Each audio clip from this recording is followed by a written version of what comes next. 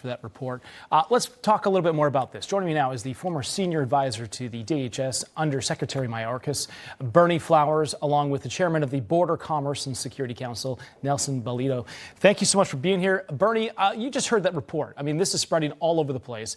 The evolution of migrant crime is becoming more disruptive than ever. Multiple communities, including Aurora in Colorado, El Paso in Texas, they're reporting that illegal Venezuelan migrant gangs are taking over these apartment complexes. They're creating this big mess in the streets. And there's a massive flow of illegal Haitian migrants in Springfield, Ohio. Now, resident Mark Sanders, he spoke with our own Rob Astorino on what's really going on in Springfield. Watch this. The number that is being batted around is at least 15,000. There's closer to 25 to 30,000 right now. Wow. And we had a bus drop off at a local truck stop out by our fairgrounds. And about 30, got off the bus and kind of disappeared into an area to be picked up by vans and taken to it's a St. Vincent de Paul. It's like a welcoming center. And they're, being processed and given whatever they need to survive. We've got people here that have worked their entire life to be reasonably safe and secure in their homes, and they're not. We want our safety, security, and our sovereignty back. So, Bernie, he also stated that Springfield has a population of around 52,000. And about 2 years ago, now with this surge in Haitian migrants, their population has grown another 50%. Bernie, what do you make of this situation that's going on there in Springfield?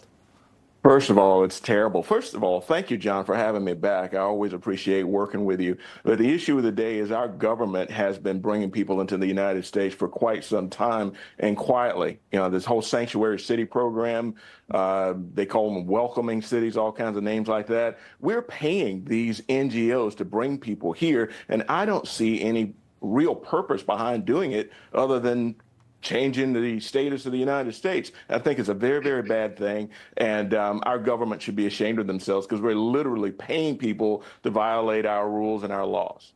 And Nelson, despite everything, though, that's happened, Harris finally released her plan for the border. It's on her campaign's website. It reads, quote, as president, she will bring back the bipartisan border security bill and sign that into law. But at the same time, she knows that our immigration system is broken and needs a comprehensive reform that includes strong border security and an earned pathway to citizenship. And Nelson, she goes back to this bipartisan border bill. But Republicans say that this bill wasn't even designed to solve the problem, which is why they vetoed it. Which candidate has a better plan to reform the immigration system at this point? Well, one of the things is that we have to look at is the history of both candidates and where they come from and what they've done. Obviously, the current administration has been there for 3.5 years. Kamala was asked to be the border czar to go into Central and South America and solve these issues on a global scale so they would not head towards the southern border.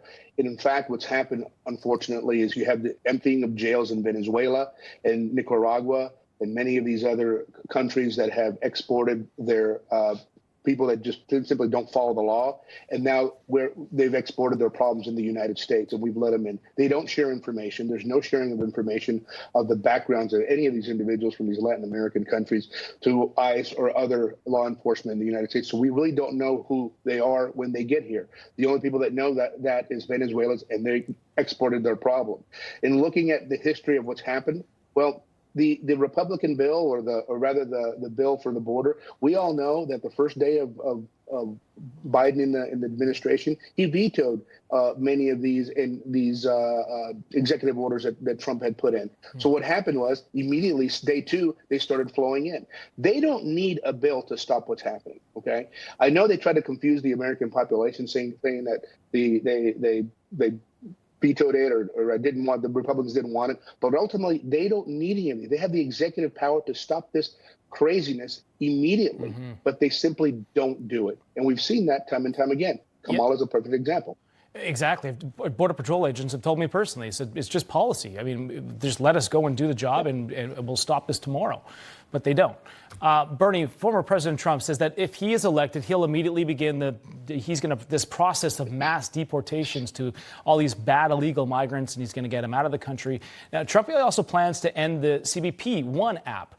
He'll revoke deportation immunity. This is what he was putting out on True Social. He plans to suspend refugee resettlement. Here's your old boss, Secretary Mayorkas, on deportation. Watch this. And by the way, forgive me, I was speaking of operational reality. I was talking about practicality. I was not talking about policy.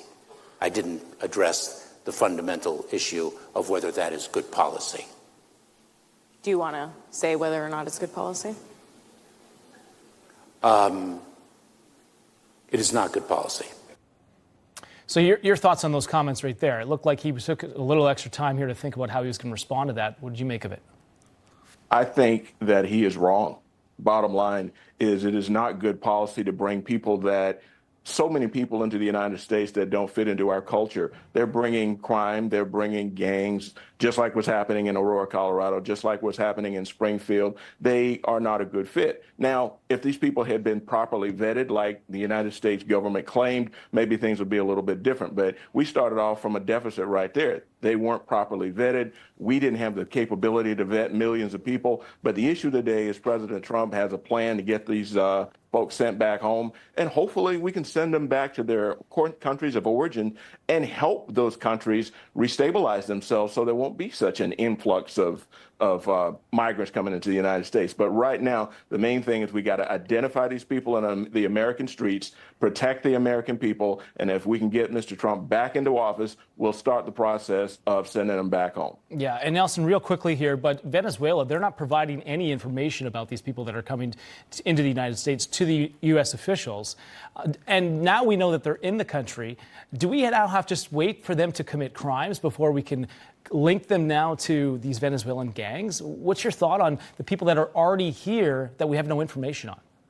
See, that's a big problem. These are people that are already here that have been gone through the system. The other problem is that you have is the people that we don't know that are here. Is the other 20% gotaways that we know that are going through our border that simply just don't even check in at all. But until we are able to attend some type of database, which we're never going to do with the craziness that's going on in Venezuela right now, to be able to identify these people, yes, we're going to have to wait till they do crimes. And then at that point, hopefully get them arrested and deported.